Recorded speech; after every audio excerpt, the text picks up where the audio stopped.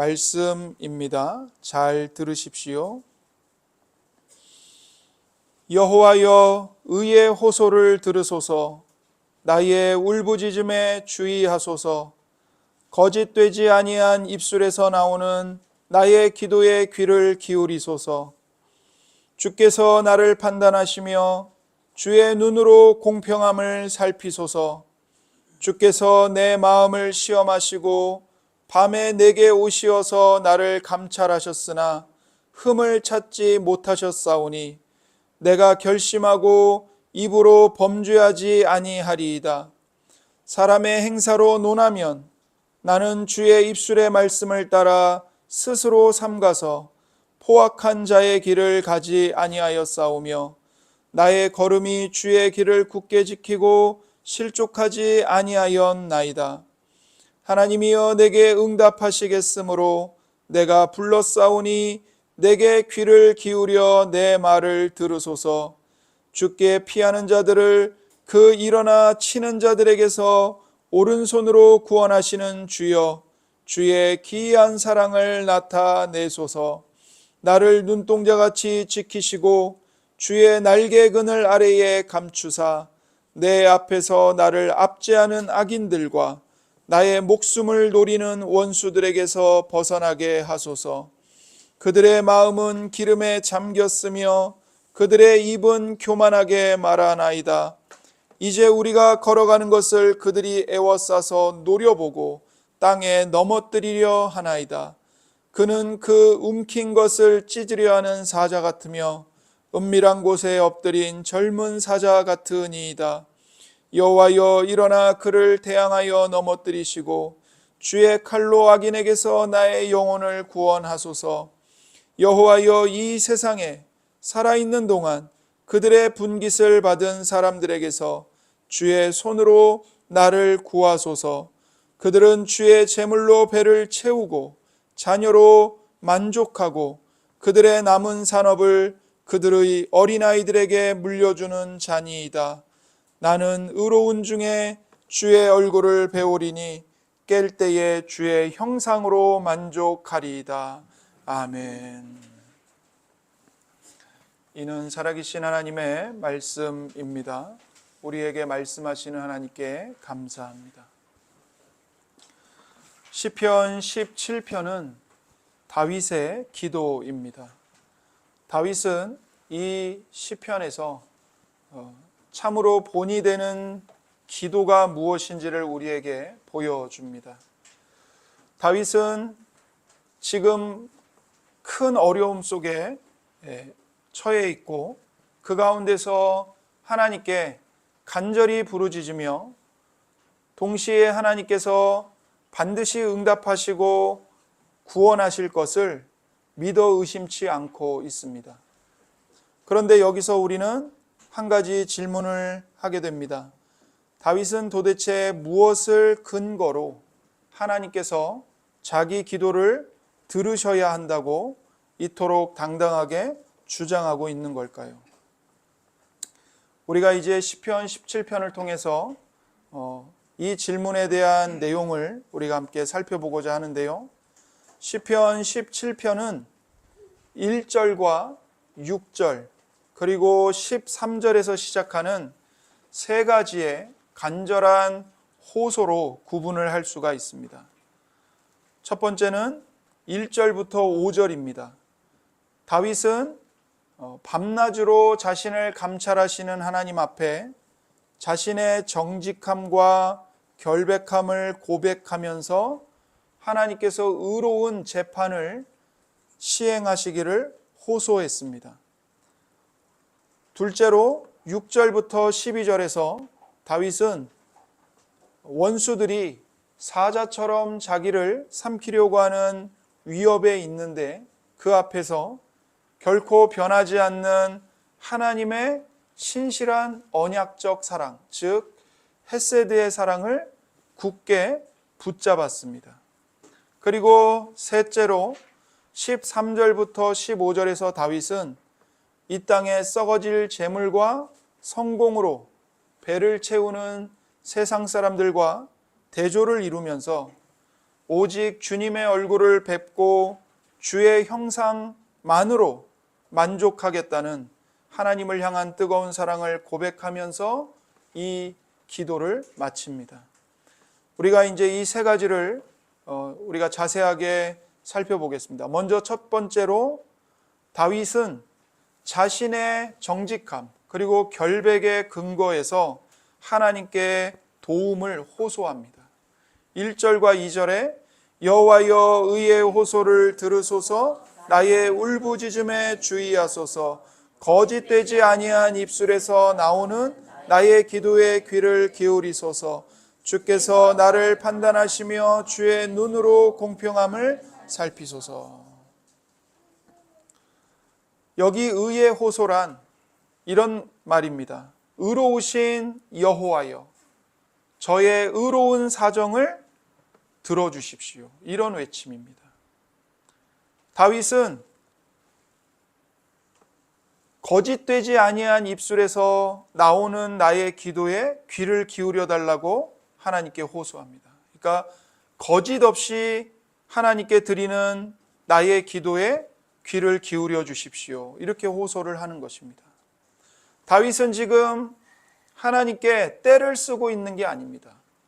혹은 불의한 일을 계획하면서 도와달라고 하나님께 구하는 것도 아닙니다. 그는 억울한 일을 당했습니다. 그리고 그 억울한 일을 의로우신 하나님 앞에 가지고 가서 하나님께서 의로 공평하게 판결해 주시기를 호소하고 있는 것입니다. 우리가 기도 자리에 나아갈 때 가장 먼저 해야 할 것이 있는데 바로 자기 자신을 먼저 하나님 앞에서 점검하는 것입니다. 내가 지금 구하고 있는 것이 혹시 다른 누군가에게는 불공정한 것은 아닌가? 나의 이기심과 분노와 질투를 채우기 위해서 하나님의 도우심을 구하고 있지는 않는가? 우리가 자기 자신에게 스스로 물어보아야 합니다.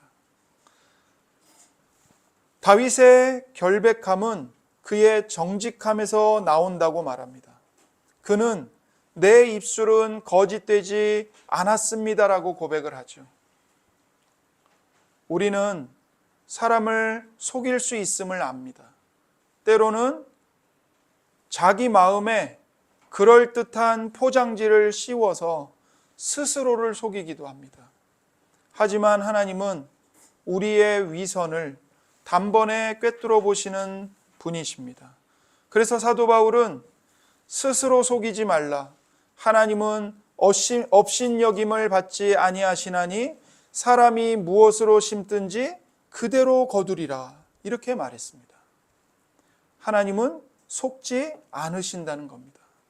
스스로를 하나님 앞에서 속이지 말라는 것입니다. 왜냐하면 하나님은 오직 정직한 기도의 귀를 기울이시기 때문입니다. 그래서 야고보 사도도 너희가 구하여도 받지 못함은 정욕으로 쓰려고 잘못 구하기 때문이라 이렇게 말했습니다. 그러니까 욕심으로 구하는 것을 탐심으로 구하는 것을 하나님은 속지 않으시고 꿰뚫어 보신다는 것입니다. 다윗은 그저 자기가 말로만 결백하다고 주장하지 않았습니다. 그는 하나님의 아주 정밀한 검사를 통과한 사람이었습니다. 3절과 4절에 보세요. 주께서 내 마음을 시험하시고 밤에 내게 오시어서 나를 감찰하셨으나 흠을 찾지 못하셨사오니 내가 결심하고 입으로 범죄하지 아니하리이다. 사람의 행사로 논하면 나는 주의 입술의 말씀을 따라 스스로 삼가서 포악한 자의 길을 가지 아니하였사오며 나의 걸음이 주의 길을 굳게 지키고 실족하지 아니하였나이다. 여기서 주께서 밤에 내게 오셨다고 다윗이 고백하죠. 주님이 밤에 내게 오셨습니다. 이것은 단순히 지나가다가 들르셨다는 말이 아닙니다. 이건 뭐냐면 회계감사가 마치 회사의 장부를 샅샅이 뒤지기 위해서 방문하듯이 하나님이 그렇게 밤중에 다윗에게 찾아오셨다는 거예요. 마치 연대장이 군대의 점호 상태가 어떠한가를 확인하기 위해서 부대를 찾아오듯이 하나님께서 다윗을 검사하기 위해 밤에 찾아오셨다는 말입니다. 그러면서 그 하나님이 다윗을 감찰하셨다고 말해요. 이 감찰하셨다는 단어는 우리가 여러 번 들었는데 금속을 뜨거운 용광로 속에 집어넣어서 재련할 때 사용하는 단어입니다. 용광로에서 뜨거운 불길이 막 타오르고 있어요. 그 용광로 속에 금광석을 집어넣으면 어떻게 됩니까? 그 뜨거운 열기에서 금속이 녹아내리죠. 그러면서 그 속에 깊숙이 숨어 있었던 불순물들, 찌꺼기들이 하나도 빠짐없이 표면 위로 드러나는 겁니다. 떠오르는 거예요. 녹아내리면서. 하나님이 지금 다윗의 마음을 그렇게 감찰하셨다는 겁니다. 다윗의 영혼을 뜨거운 용광로 속에 집어넣으시고 그의 영혼을 녹이셔서 그의 중심에 숨겨진 단 하나의 불순물, 단 하나의 찌꺼기라도 있다면 그것이 녹아서 부글부글 표면 위로 다 떠오르도록, 드러나도록 다윗의 마음을 철저하게 녹이셨다는 겁니다. 그래서 하나님의 이러한 시험은 모든 성도의 삶을 촘촘한 참 빛으로 훑으시는 것처럼 매우 철저한 시험입니다. 여러분, 옛날에는 참빗을 사용해서 이 머리카락에 숨어 있는 그 이, 그리고 그 이의 알, 석회라고 그러죠. 그것들을 샅샅이 훑어냈습니다. 제가 어렸을 때만 해도 할머니가 참빗으로 이 두피부터 머리카락을 샅샅이 훑으셨던 기억이 나요. 그러니까 참빗이 엄청 촘촘하잖아요. 세밀하잖아요. 하나님이 다윗을 그렇게 샅샅이 훑으시면서 세밀하게 조사하셨다는 겁니다. 다윗은 먼저 주님께서 내 마음을 시험하셨다고 고백합니다. 내 마음을 시험하셨다는 거예요. 성경에서 말하는 마음은 단순히 감정이 아닙니다. 다윗의 전 인격, 즉 그의 지성과 의지, 아무도 보지 않는 밤중에 품었던 은밀한 생각까지 주님이 세밀하게 촘촘하게 다 조사하셨다는 것을 의미합니다. 다윗은 내가 결심하고 입으로 범죄하지 아니하리이다 이렇게 고백합니다. 원망과 거짓말이 튀어나오기 가장 쉬운 위기의 순간에도 그는 결심하고 입으로 범죄하지 않았습니다. 다윗은 또한 포악한 자의 길을 가지 아니하여 싸우며 나의 걸음이 주의 길을 굳게 지키고 실족하지 않았습니다라고 고백을 하죠. 그는 세상의 폭력 속에서도 오직 주님의 말씀을 나침반으로 삼아서 한 걸음 한 걸음 주의 길을 걸어갔습니다. 우리가 시편 17편을 이제 보면요, 12절에 가면 다윗이 얼마나 난폭한 이 폭력 속에 포위당해 있었는지를 알게 됩니다. 그러면 보통 사람들의 반응은 뭐죠? 나도 똑같이 폭력을 사용해서 자기를 보호하는 거예요. 그런데 다윗이 그 포악한 자의 길을 걸어가지 않았다는 겁니다. 폭력을 사용하지 않았다는 거예요. 오직 주의 말씀을 붙들고 주의 길을 걸어갔다는 겁니다. 여러분, 오늘날 세상을 보세요. 세상이 얼마나 잔인한지 모릅니다. 폭력을 대수롭지 않게 여기고 아무렇지도 않게 행합니다. 미디어와 게임에 보면 우리 자녀들이 거기에 노출되고 중독되어서 피 흘림에 둔감하게 만듭니다. 영화나 드라마, 심지어 어린아이들이 보는 만화에서조차도 정의를 수행하기 위해서 사용하는 수단이 뭐죠? 폭력이에요. 폭력. 폭력으로 정의를 수행하겠다는 거예요. 그게 당연하다는 듯이, 그게 마치 옳은 것처럼 보여줍니다. 하지만 주님의 백성들은 달라야 합니다. 예수님은 화평하게 하는 자는 복이 있나니라고 말씀하셨습니다. 팔복을 말씀하시면서 천국 백성들은 어떤 백성들인가? 화평하게 하는 사람들이다. 평화의 사람들이다.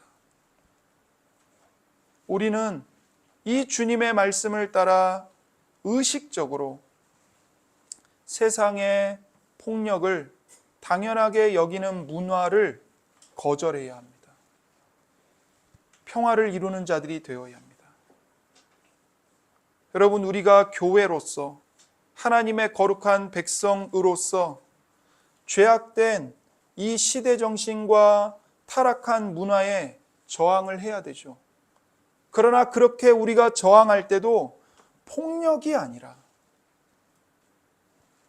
십자가를 지신 예수님을 본받아서 자기 십자가를 지고 자기를 부인함으로 겸손과 온유와 오래 참음으로 타락한 세상 문화에 대하여 저항해야 합니다. 폭력이 아닙니다. 그렇다면 다윗은 어떻게 이런 세상의 폭력을 따르지 않고 하나님의 감찰 앞에서 흠없는 자로 설 수 있었을까요? 그 답이 4절에 있습니다. 나는 주의 입술의 말씀을 따라 스스로 삼가했다고 고백합니다. 다윗은 자기 기준이나 세상의 유행을 따르지 않았습니다. 나를 대하는 다른 사람들이 어떻게 하는가, 나도 똑같이 해야지, 그렇게 반응하지 않았습니다. 오직 주의 입술의 말씀을 따라 스스로 삼가하면서 매 순간 자신을 쳐서 하나님의 말씀에 복종시켰고 스스로 조심했던 겁니다. 오늘날 우리의 문화는 폭력과 이기심, 음란함을 행복으로 포장해서 우리를 자극합니다. 충동질시킵니다.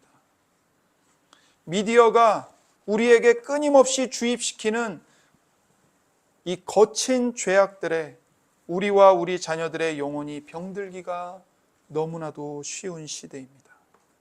그러나 주님의 백성들은 단호하게 그 세상에 타락한 문화와 미디어를 거부해야 되고 저항해야 합니다. 다윗처럼 하나님의 말씀을 붙잡고 의식적으로 세상의 길에서 돌아서서 주의 길을 굳세게 따라가야 하고, 우리 자녀들을 그렇게 부단히 가르치고 인도하고 본을 보이고 양육해야 하는 겁니다. 하나님은 그분 앞에 나오는 자들의 내면과 삶을 다 알고 계십니다. 하나님께 나아갈 때 우리는 우리 자신을 점검할 필요가 있습니다. 나는 과연 하나님께 정직한가?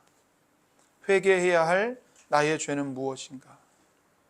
이사야 선지자는 오직 너희 죄악이 너희와 너희 하나님 사이를 갈라놓았고 너희 죄가 그의 얼굴을 가리어서 너희에게서 듣지 않으시게 함이니라, 이렇게 말합니다. 고백하지 않은 너희 죄악이 하나님과 너희 사이를 갈라놓았다. 너희의 죄가 그분의 얼굴과 귀를 가로막는다, 이렇게 말합니다. 숨겨둔 죄는 우리 기도의 가장 큰 장애물입니다. 반대로 자신의 죄를 정직하게 자복하면서 주님의 말씀대로 살려고 몸부림치는 그 경건한 삶은 우리 기도에 흔들리지 않는 단단한 기초를 마련해 줍니다. 둘째로 다윗은 하나님의 백성을 향한 하나님의 사랑을 의지해서 하나님께 호소합니다. 6절에 보시면 하나님이여 내게 응답하시겠으므로 내가 불렀사오니 내게 귀를 기울여 내 말을 들으소서. 다윗은 하나님이 반드시 내게 응답하실 것이기 때문에, 내가 그것을 알기 때문에 내가 하나님을 부릅니다라고 확신에 찬 고백을 합니다. 다윗이 이토록 확신할 수 있었던 이유가, 근거가 무엇일까요? 그게 7절과 9절에 나와요. 거기 보면 그 기도에 그 확신의 근거가 나오는데, 다윗은 옛 과거에 광야에서 하나님이 이스라엘을 인도하셨던 것, 그 하나님의 신실하심과 하나님이 이스라엘과 맺으신 언약을 언급하여 이렇게 확신에 찬 고백을 하는 겁니다. 하나님은 이스라엘에게 헌신하셨습니다.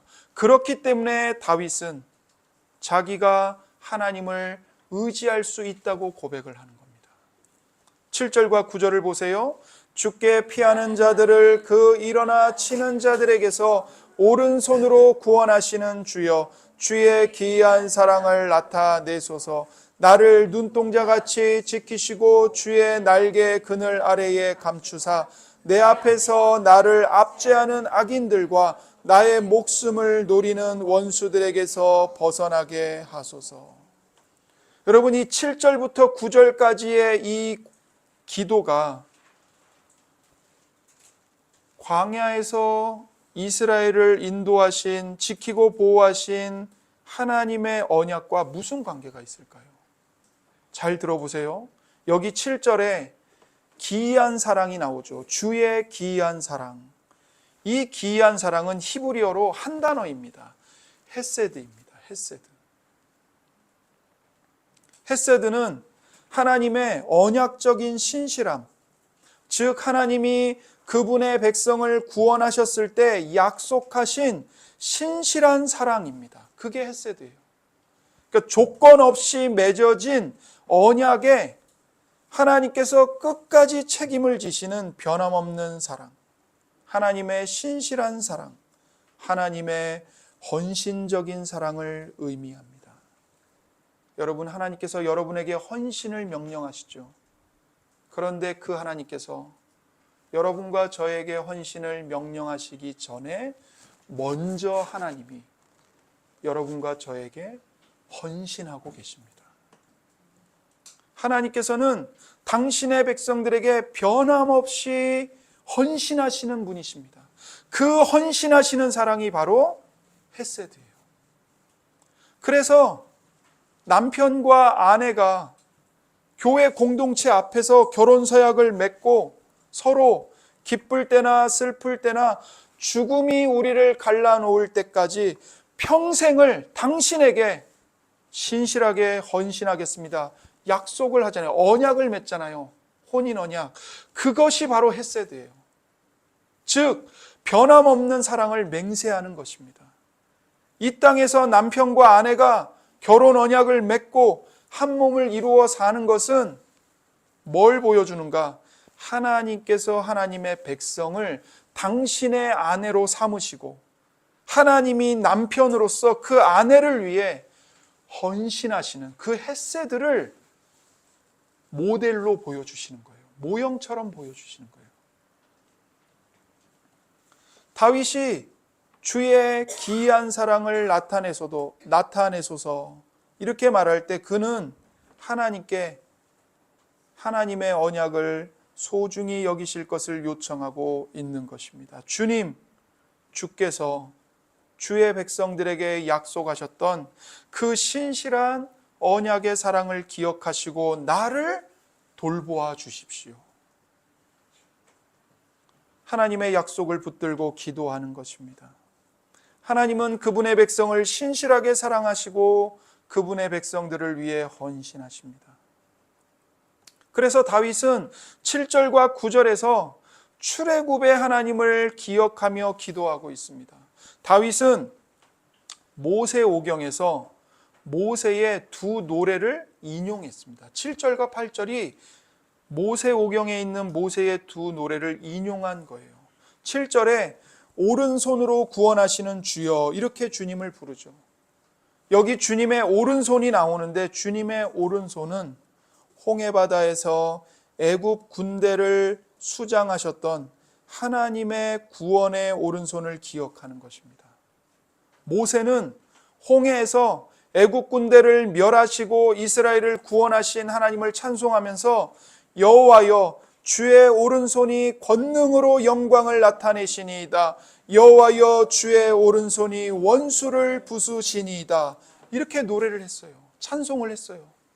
그런데 다윗이 이 모세의 찬송을 인용하면서 주의 헷세들을 나타내 주옵소서 간구하는 겁니다. 8절에서는 나를 눈동자같이 지키시고 주의 날개 그늘 아래에 감추어 주십시오, 이렇게 말하죠.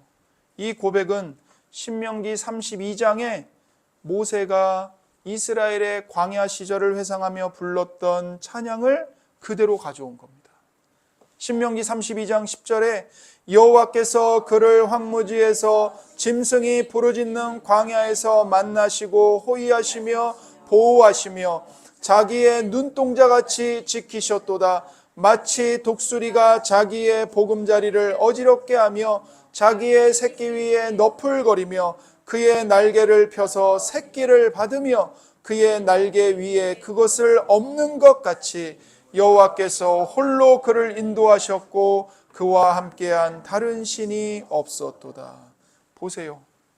이 모세의 찬양에 하나님이 이스라엘을 자기의 눈동자같이 지키셨대요.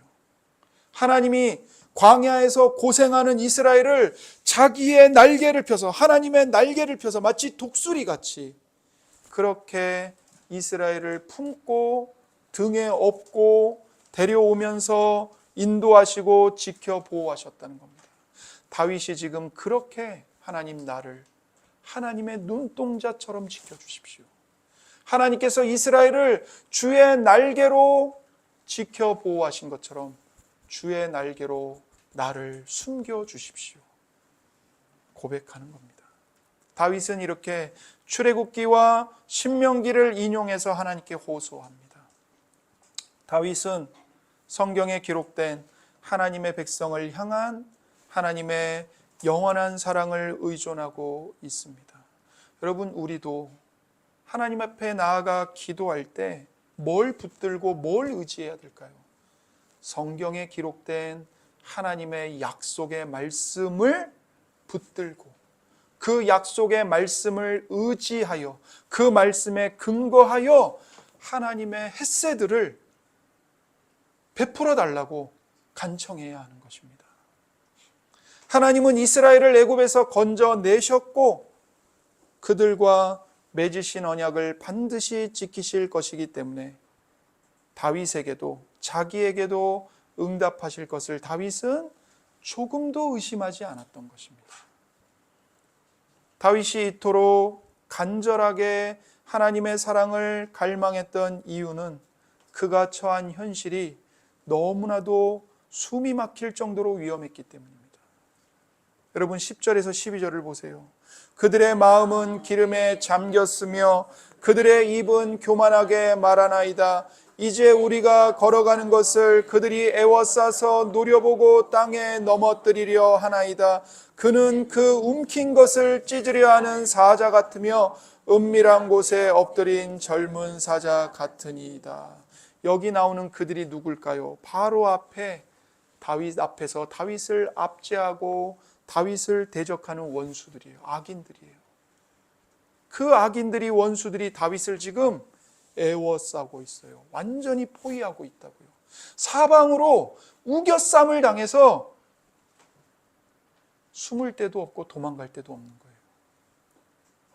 그런 원수들이 다윗을 완전히 포위하고는 마치 먹잇감을 찢으려고 달려드는 사자처럼 은밀한 곳에 엎드려 웅크려 당장이라도 찢어 삼키려고 하는 젊은 사자처럼 다윗을 노려보고 있는 겁니다.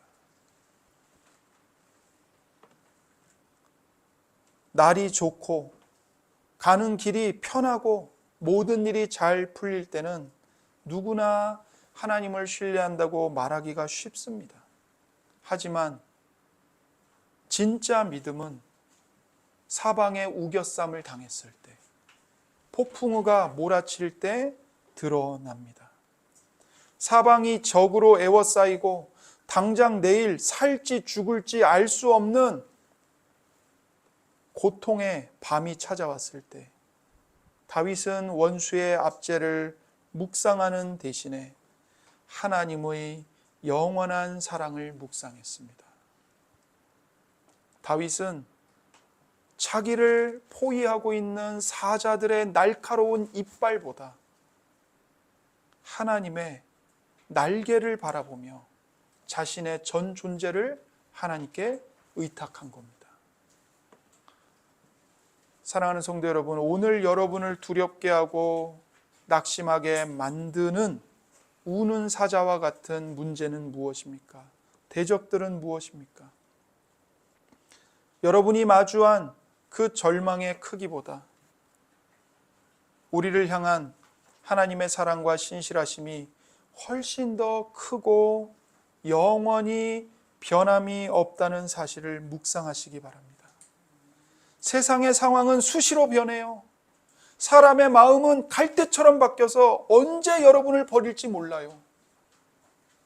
그러나 여러분을 창세전에 예정하시고 여러분을 그리스도 안에서 불러 하나님의 자녀로 삼으시고 여러분에게 영원히 변치 않는 언약을 주시고 그리스도의 피로 그 언약을 인치신 하나님, 그분의 헤세드, 그 헌신적인 사랑은 영원히 변하지 않습니다. 여러분을 절대로 단 한순간도 혼자 내버려 두지 않으십니다. 세 번째, 다윗은 하나님을 향한 사랑에 근거하여 하나님께 호소합니다. 지금까지 다윗은 자신의 결백함을 고백했습니다. 하나님의 변함없는 언약적 사랑 헤세드를 붙들고 고백했습니다. 그리고 이제 마지막으로 하나님을 향한 자신의 사랑을 고백하면서 기도를 마무리합니다. 마지막 13절부터 15절에는 다윗과 그의 원수들 사이에 아주 뚜렷한 대조가 나타납니다. 원수들은 세상을 사랑하지만 다윗은 그 세상을 창조하신 하나님을 사랑합니다. 악인들은 지금 이 땅에서 자기들이 누리는 선물에 집착을 해요. 이 땅의 좋은 것들에 집착을 해요. 그러나 다윗은 그 좋은 것들을 선물로 주시는 하나님 한 분만으로 만족하겠다고 선포를 합니다. 다윗은 먼저 13절과 14절을 통해서 그를 애워싼 악인들을 넘어뜨려 주시기를 하나님께 호소합니다. 여호와여 일어나 그를 대항하여 넘어뜨리시고 주의 칼로 악인에게서 나의 영혼을 구원하소서. 여호와여 이 세상에 살아있는 동안 그들의 분깃을 받은 사람들에게서 주의 손으로 나를 구하소서. 그들은 주의 제물로 배를 채우고 자녀로 만족하고 그들의 남은 산업을 그들의 어린아이들에게 물려주는 자니이다. 다윗이 말하는 이 악인들의 특징을 자세히 보세요. 그들은 어떤 사람들인가? 바로 세속적인 세상 사람들입니다. 그들에게 분깃이 있어요.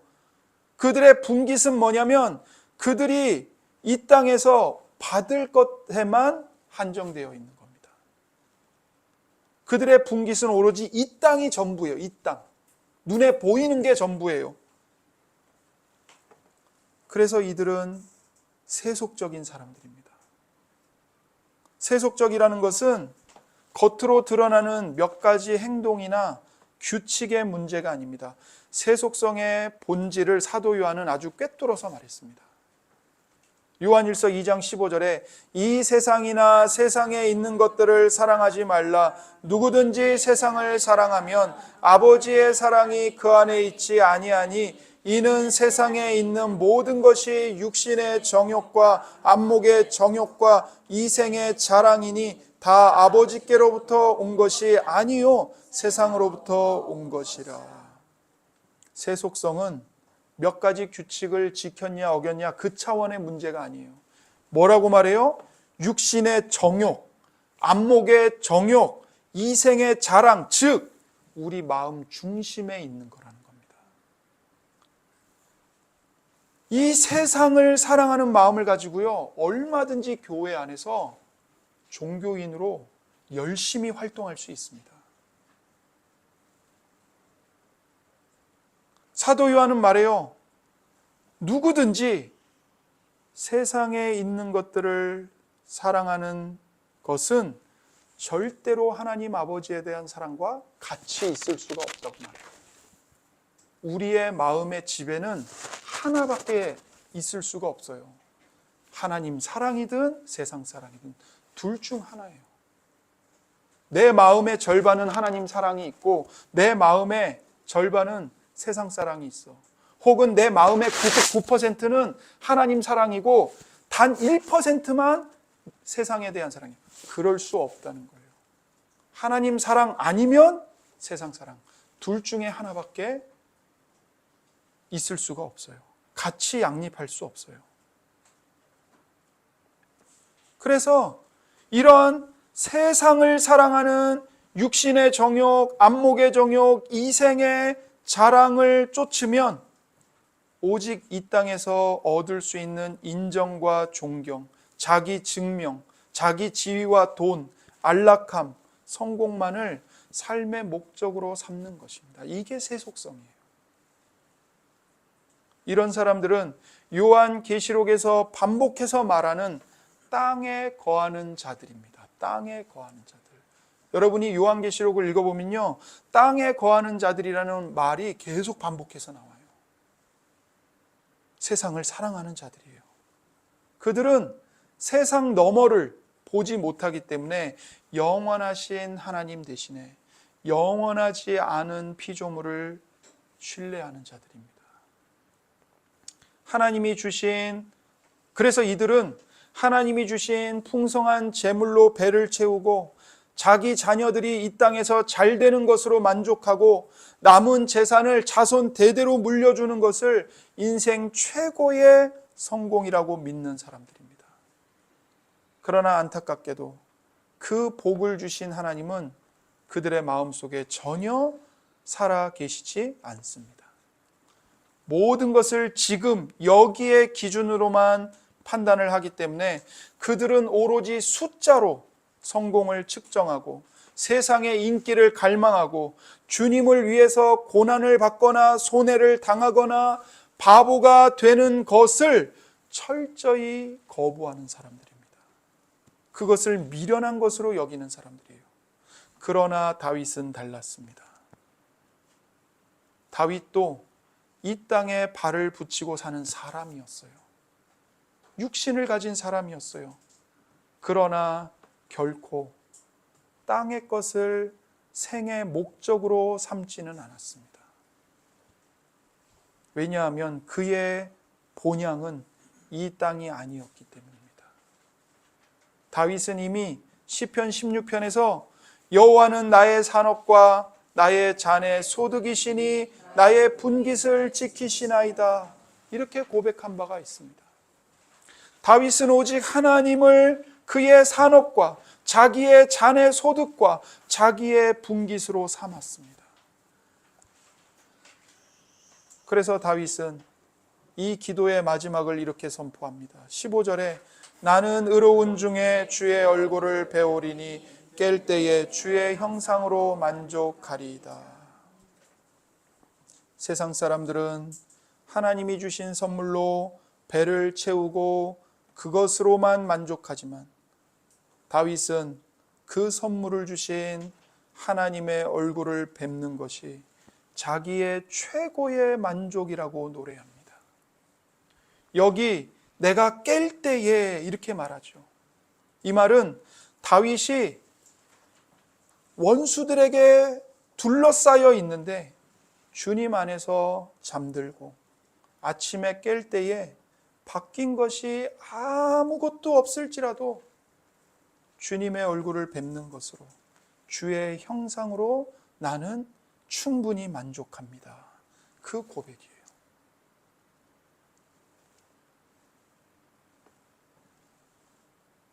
밤에 자고 하나님께 기도하고 아침에 눈을 딱 떴는데 바뀐 게 아무것도 없어요. 현실은 여전히 고통스러워요. 죽음이 내 뒤를 바짝 쫓아오고 있어요. 그러나 그럴지라도 하나님, 나는 주님의 얼굴을 뵙는 것으로 충분합니다. 만족합니다. 여기 내가 깰 때에는 그런 의미도 있고, 더 나아가 궁극적으로는 어떤 의미가 있냐면, 우리가 죽음의 잠에서 깨어나 부활할 때, 우리가 죽음의 잠에서 깨어나 부활할 때 우리가 구주 예수 그리스도를 얼굴과 얼굴을 대하여 보게 될 그 영광의 아침을 가리키기도 합니다. 하나님을 참으로 사랑하는 성도들에게는 이 땅을 사랑하는 동안 늘 본향을 그리워하는 영적인 향수가 있습니다. 여러분, 비가 온 뒤에 맑고 갠 하늘에 아름다운 무지개가 떠올라요. 그 무지개를 볼 때도 성도들은요, 하나님을 떠올리는 거예요. 가장 장엄한 산을 바라볼 때도 우리는 이 피조물의 아름다움에 머무르는 게 아니라 장차 우리가 마주할 창조주이신 하나님의 영광을 떠올립니다. 이 땅의 그 어떤 좋은 것으로도 우리 영혼의 깊은 목마름을 채울 수 없다는 것을 알기 때문에 오직 주님의 얼굴을 뵙는 것만이 우리의 최고의 만족임을 고백하는 것입니다. 이런 믿음으로 살다간 믿음의 선조들을 히브리서 11장은 우리에게 보여줍니다. 아브라함, 이삭, 야곱이 믿음으로 살고 믿음을 따라 죽었다고 히브리서 11장은 말해요. 그들은 하나님의 약속을 받았지만 땅에서는 이방인과 나그네로 살아갔습니다. 그들은 무너질 이 땅의 도성이 아니라 믿는 자들을 위해 예비하신 하늘에 있는 영원한 도성을 바라보며 살아갔습니다.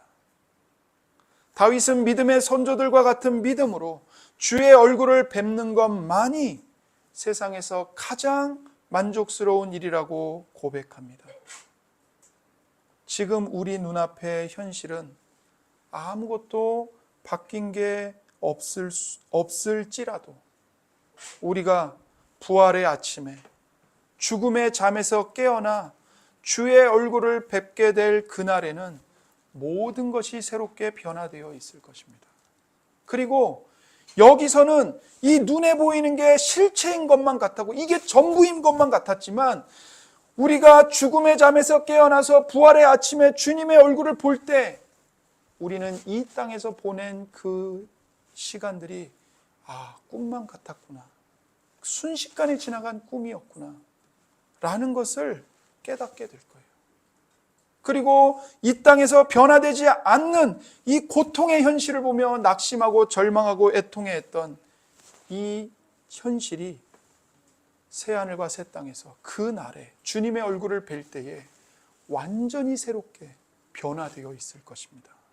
모든 악은 하나님이 심판하실 것이고 하나님과 하나님의 백성들을 박해하던 대적하던 원수들은 다 심판받아 지옥불에 가 있을 것이고 하나님 편에 서서 끝까지 믿음을 지키며 인내한 주의 백성들은 진짜 실체 새하늘과 새 땅을 맞이하게 될 겁니다. 이것이 모든 성도가 끝까지 인내할 수 있는 소망입니다. 이 소망이 없으면요, 이 땅에서 믿음을 지킬 수 없고 인내할 수 없어요. 그러나 이 소망이 우리에게 견고하게 있다면, 우리가 그 소망을 붙들고 있다면 아무리 힘들어도, 설령 죽는다 할지라도 우리는 끝까지 인내할 수 있습니다. 나는 의로운 중에 주의 얼굴을 배우리니 깰 때에 주의 형상으로 만족하리이다. 이렇게 다윗은 그의 기도를 하나님을 향한 그의 참된 사랑의 고백으로 마칩니다. 이제 우리는 이 시편 17편 앞에서 우리 자신을 돌아봐야 합니다. 우리 자신을 돌아볼 때 두려운 마음으로 우리 자신을 돌아보게 됩니다. 과연 나 같은 죄인이 다윗처럼 이렇게 떳떳하고 당당하게 기도할 수 있을까? 주님, 나를 밤낮으로 감찰하시고 불꽃 같은 눈으로 내 마음을 녹여서 검사해 보십시오. 내게는 아무런 불순물도 없고 찌꺼기도 없습니다. 라고 감히 하나님 앞에서 자신의 깨끗함을 주장할 수 있겠는가? 우리는 단 한순간도 온전히 정직하지 못했고 우리의 눈과 입술과 생각은 날마다 죄로 얼룩져 있습니다. 만약 이 시편이 그저 우리에게 우리도 다윗처럼 흠없이 살아야 이런 응답과 구원을 받을 수 있다, 그런 도덕적인 교훈에 그친다면 우리는 다 절망할 수밖에 없어요. 좌절할 수밖에 없어요. 아무런 소망이 없어요. 그리고 다윗처럼 흠없이 살아야 돼. 이거는 우리가 결코 완수할 수 없는 불가능한 숙제로 영원히 남게 됩니다. 그러나 성경은 우리에게 여기서 절망이 아닌 놀라운 복음을 선포합니다. 왜냐하면 구약의 모든 말씀이 그러하듯이 이 시편 17편의 다윗의 기도는 궁극적으로 다윗을 넘어서 우리의 구원자이신 예수 그리스도를 가리키고 있고 예수 그리스도의 기도이기 때문입니다. 이 시편을 이 땅에서 하나님께 온전히 고백할 수 있는 분은 역사상 오직 한 분, 예수 그리스도 한 분밖에 없었습니다. 요한 1서는 그리스도에 대해서 그에게는 죄가 없느니라고 선포합니다. 그에게는 죄가 없다는 거예요. 이 말씀대로 그리스도는 죄가 없는 분이십니다. 예수님은 사자처럼 예수님을 찢으려고 한 폭력적인 원수들에게 둘러싸이셨을 때도, 심지어 십자가에서 하나님께 버림받으셨을 때도 오직 하나님의 변함없는 사랑과 신실하심만을 신뢰하셨습니다. 예수님은 이 땅에 재물이나 성공, 사람들의 인기에 마음을 두지 않으셨고 그분의 기업은 오직 당신이 피 흘려 구속하실 당신의 백성들임을, 성도들임을 바라보셨고 장차 올 저 영원한 하나님 나라를 당신의 기업으로 주목하셨습니다. 그래서 히브리서 기자는 예수님이 자기 앞에 있는 기쁨을 위하여 십자가를 참으사 부끄러움을 조금도 개의치 아니하시더니 하나님 보좌 우편에 앉으셨느니라, 이렇게 말합니다. 하나님 보좌 우편에 앉으셨어요. 우리 주님의 기업은 이 땅에 있지 않았습니다. 그 대신 오로지 우리 주님께서는 당신의 눈을 다가올 새하늘과 새 땅에 단단하게 고정하셨습니다. 하나님께서 예수님의 삶을 촘촘한 빗으로 훑으시고 예수님의 영혼을, 예수님의 몸을 용광로 속에 넣어 녹이시면서 예수님의 중심을 샅샅이 감찰하셨을 때 우리 주님께는 단 하나의 흠도, 단 하나의 죄의 찌꺼기와 불순물도 발견되지 않았어요. 그분은 완벽한 의인이셨습니다. 그래서 히브리서 5장 7절은 예수님이 육체에 계실 때 심한 통곡과 눈물로 간구하셨던 그 모든 기도가 그분의 완전한 경건하심으로 말미암아 하나님께 온전히 상달되었다고 말합니다. 하나님이 예수님의 기도를 들으셨어요. 왜 들으셨어요? 예수님의 완전한 경건하심 때문에 들으셨다는 거예요. 참으로 놀라운 은혜는 이렇게 완전하신 의인이신 예수 그리스도께서 홀로 하나님께 기도드리시고 홀로 하나님께 응답받는 것으로 끝내지 않으셨다는 사실입니다. 그 완전한 당신의 의를 십자가에서 피 흘려 죽으심으로 죄인인 여러분과 저에게 전가시켜 주셨습니다. 예수님의 의가 우리의 의, 나의 의가 된 거예요. 그래서 당당하게 하나님의 보좌 앞으로 나아갈 수 있게 되었습니다. 히브리서 10장 19절에 그러므로 형제들아 우리가 예수의 피를 힘입어 성소에 들어갈 담력을 얻었나니 그 길은 우리를 위하여 휘장 가운데로 열어놓으신 새로운 살 길이요 휘장은 곧 그의 육체니라. 예수님이 자기 몸을 찢으시고 피를 뿌리심으로써 우리 가운데 새로운 살길, 생명의 길을 열어놓으셨어요. 이것이 하나님께서 우리에게 주시는 기쁨의 소식, 복음입니다. 이제 하나님께서는 우리의 기도를 들으실 때 우리의 허물과 죄를 보시는 것이 아니라 우리에게 덮여져 있는 예수 그리스도의 보혈, 예수님의 의를 보시고 우리의 기도를 기쁘게 들으십니다. 하나님께서 죄인인 우리의 기도를 들으시는 이유는 단 하나, 오직 예수 그리스도의 의로움 때문입니다. 우리는 우리의 어떠함이 아니라 신실하신 예수님의 의로움을 힘입어 은혜의 보좌 앞으로 당당하게 걸어갈 담력을 얻게 되었습니다.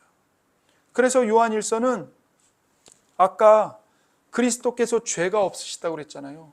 그 죄가 없으신 그리스도께서 이 세상에 나타나셨는데, 성육신하셨는데 그 이유가 뭐냐? 바로 우리의 죄를 없애려고 나타나셨다고 말씀을 해요. 그가 우리 죄를 없애려고 나타나신 것을 너희가 아나니 그에게는 죄가 없느니라. 죄가 없으신 그리스도께서 왜 이 땅에 성육신하셨습니까? 왜 그분이 도대체 하늘의 영광의 보좌를 버리고 가난한 목수의 아들로 갓난아기로 태어나셨습니까?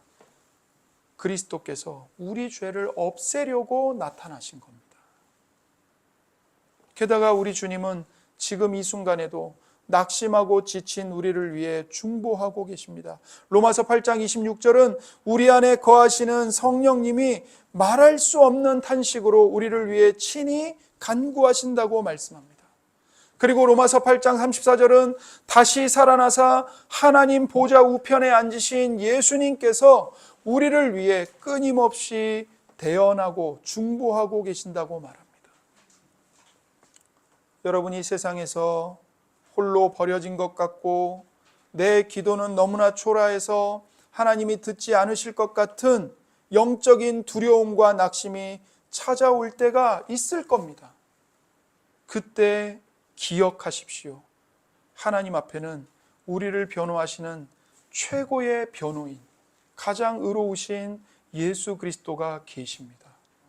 주님께서 하나님 아버지께 우리의 이름을 부르며 이렇게 말씀하세요. 아버지, 이 자녀는 비록 죄인이나 내가 십자가에서 흘린 피로 산 나의 소중한 사람입니다.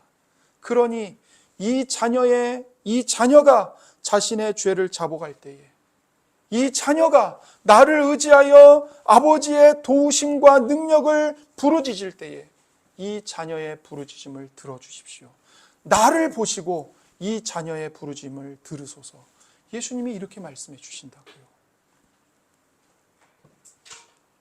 하나님 아버지께서는 그 예수님의 대속과 중보 때문에 그리스도 안에서 우리의 기도를 예수님의 기도처럼 받으시고 우리의 잘못된 기도를 교정하시고 구하지 않은 것까지도 가장 선한 것으로 응답해 주십니다.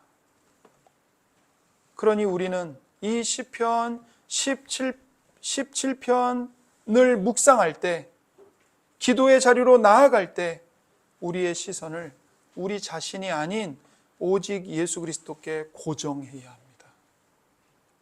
우리는 비록 자격이 없고 늘 넘어집니다.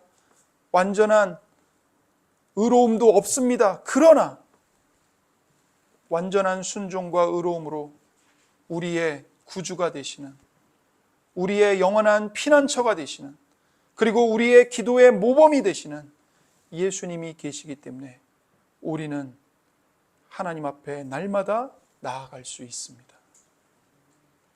하나님은 예수님 때문에 여러분의 작은 신음에도 귀를 기울이시고 여러분을 눈동자처럼, 하나님 당신의 눈동자처럼 아끼고 지키십니다. 그래서 이사야 선지자는 그리스도 안에서 우리를 향한, 우리에게 헌신하시는 이 하나님의 사랑이 얼마나 신실하신지를 이렇게 말합니다. 이사야 54장입니다. 이는 너를 지으신 이가 내 남편이시라. 그의 이름은 만군의 여호와이시며 내 구속자는 이스라엘의 거룩한 이시라. 그는 온 땅의 하나님이라. 일컬음을 받으실 것이라. 여호와께서 너를 부르시되 마치 버림을 받아 마음에 근심하는 아내, 곧 어릴 때의 아내가 되었다가 버림을 받은 자에게 함과 같이 하실 것임이라. 내 하나님께서 말씀하셨느니라. 내가 잠시 너를 버렸으나 큰 긍휼로 너를 모을 것이요 내가 넘치는 진노로 내 얼굴을 내게서 잠시 가렸으나 영원한 자비로 너를 긍휼히 여기리라. 내 구속자 여호와께서 말씀하셨느니라. 아멘. 우리를 창조하시고 우리를 구속하신 여호와 하나님께서 여러분의 진짜 남편이십니다. 비록 우리가 죄를 범하여 하나님을 배신하여 버림을 받았을지라도 하나님은 그 큰 긍휼로 다시 우리를 그리스도 안에서 부르십니다.